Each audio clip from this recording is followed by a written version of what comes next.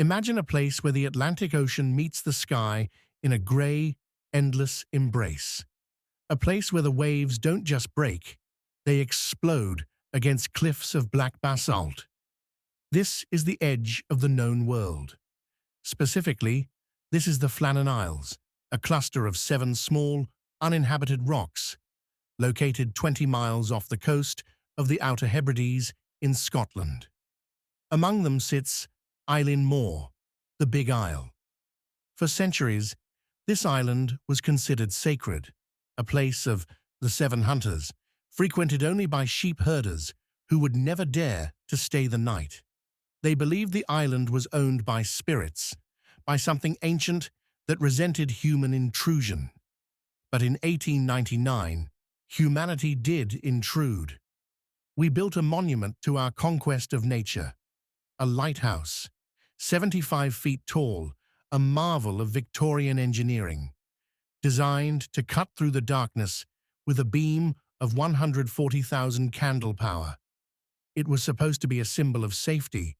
Instead, just 1 year after it was lit, it became the setting for one of the most disturbing mysteries in maritime history. December 1900. 3 men vanish into thin air. No bodies, no witnesses, only a set of baffling clues that contradict logic, meteorology, and human psychology. Welcome to History's Whisper. Today, we step onto the cold rocks of Eilean Mor to deconstruct a disappearance that has haunted Scotland for over a century. To understand the tragedy, we must first understand the men.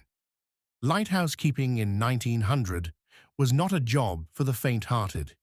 It required discipline, psychological stability, and the ability to endure crushing isolation. The Northern Lighthouse Board selected only the best. On Eilean Mor, there were 3 keepers on duty.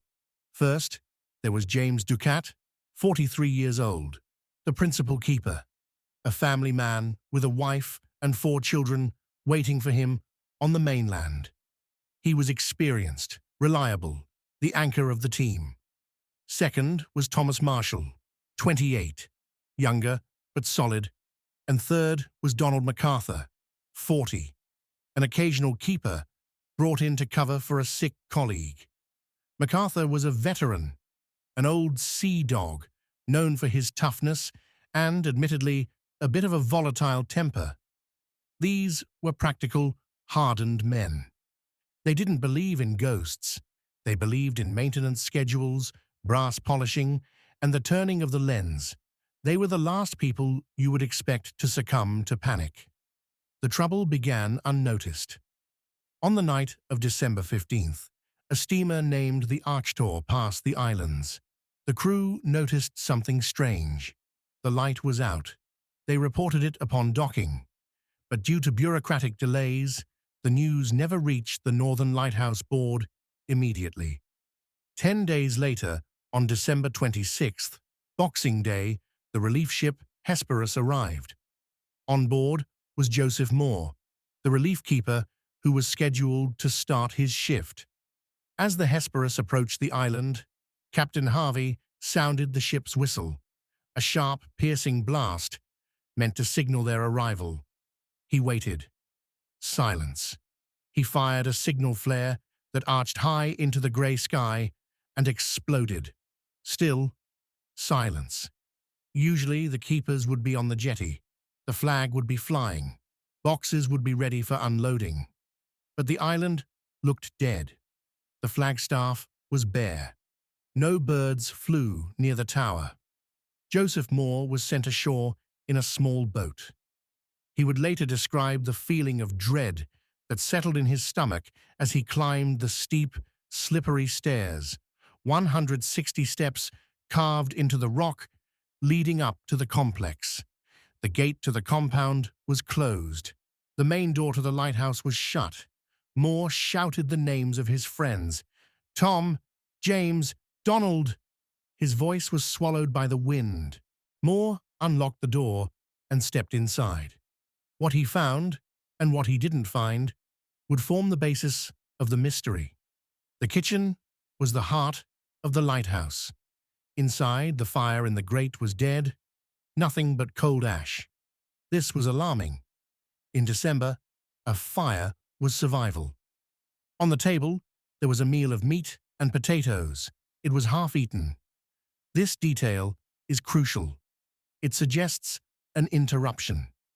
Something happened while they were sitting down to eat, something urgent enough to make them stop, but not panicked enough to overturn the table. Wait, let me correct that. One chair was overturned. Just one. As if one man had jumped up in a sudden shock. The clock on the wall had stopped. Its pendulum hung motionless. Calculations later suggested it had stopped roughly a week prior, around the time the light was first reported missing. Mor went to the sleeping quarters. The beds were unmade, but empty. He went to the lantern room. The lamp was clean. The oil fountains were full. The lens had been polished. Everything was ready for the night. But the lamp had never been lit. Then, Mor found the clue that changed everything. He checked the entrance hall where the gear was stored. In 1900, regulations were strict. You do not leave the lighthouse in bad weather without your oilskins, heavy, waterproof coats. Mor found only one set of oilskins remaining on the hook. They belonged to Donald MacArthur. This meant that two men, Ducat and Marshall, had gone outside in their protective gear. But MacArthur, the tough, experienced veteran, had left the safety of the lighthouse in his shirt sleeves, presumably into a storm. Why? What emergency would make a seasoned sailor run out into a freezing Atlantic gale without his coat? Mor returned to the Hesperus to report the situation. A search party was organized. They scoured every inch of the small island. On the west side, the side facing the open fury of the Atlantic, they found scenes of devastation. Iron railings were bent like twisted wire. A supply box, secured in a crevice 110 feet above sea level, had been smashed to splinters. A massive block of stone, weighing over a ton, had been displaced.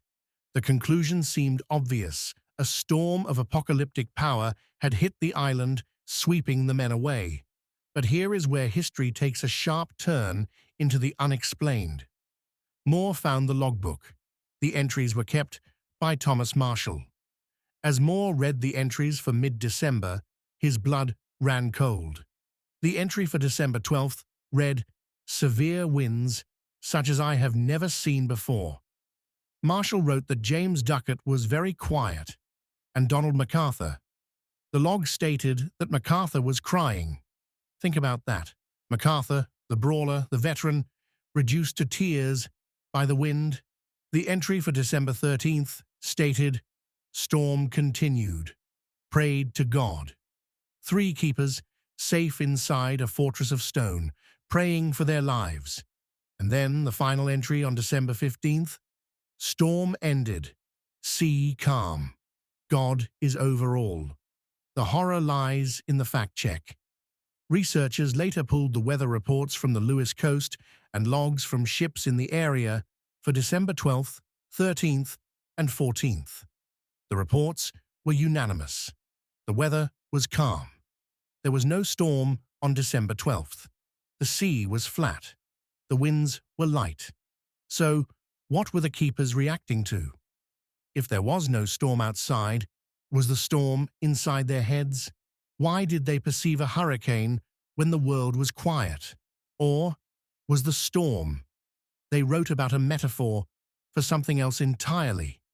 For over 120 years, we have tried to solve this. Let's look at the three most plausible explanations. Theory 1. The rogue wave. This is the official explanation accepted by the investigation at the time. The theory goes that a massive freak wave, or a series of them, hit the West Landing. Perhaps Ducat and Marshall were down there securing equipment during a sudden squall. MacArthur, seeing them in danger from the tower, ran out to help, forgetting his coat in the panic. Then, a rogue wave towering over 100 feet, swept all three into the ocean. It fits the physical damage on the west side. But it doesn't explain the logbook. Why write about a multi-day storm that didn't exist? And why was the gate closed? If they rushed out, would they have stopped to latch the gate behind them? Theory 2. Madness and murder. Isolation can break the mind. This theory suggests that the storm was psychological. Perhaps fights broke out. Maybe the mercury used in the light mechanism caused poisoning, leading to hallucinations, the Mad Hatter effect. Did MacArthur snap? Did he kill the others and then throw himself into the sea? It explains the calm weather logs. They were hallucinating, but the kitchen was tidy. There was no blood, no sign of a struggle, except for that one overturned chair. Theory 3. The supernatural. We cannot talk about Eilean Mor without mentioning the folklore. Locals.